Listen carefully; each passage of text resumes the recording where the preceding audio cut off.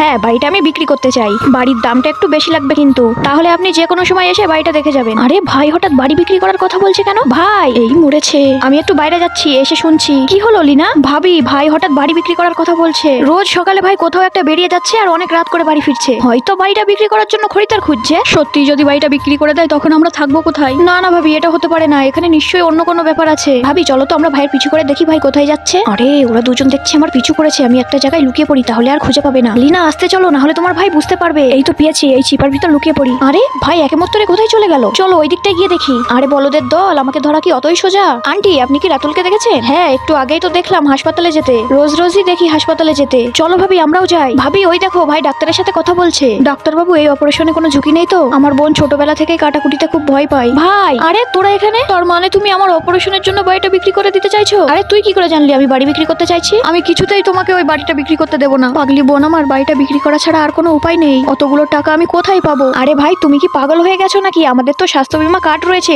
ওতেই অপারেশন হয়ে যাবে। আরে তাই তো, আমি তো তোর চিন্তায় স্বাস্থ্য বীমা কার্ডের কথা তো ভুলেই গিয়েছিলাম। চল তাহলে বাড়ি যাই, গিয়ে স্বাস্থ্য বীমা কার্ডটা নিয়ে আসি। আজকেই তোর অপারেশন কমপ্লিট করে ফেলবো।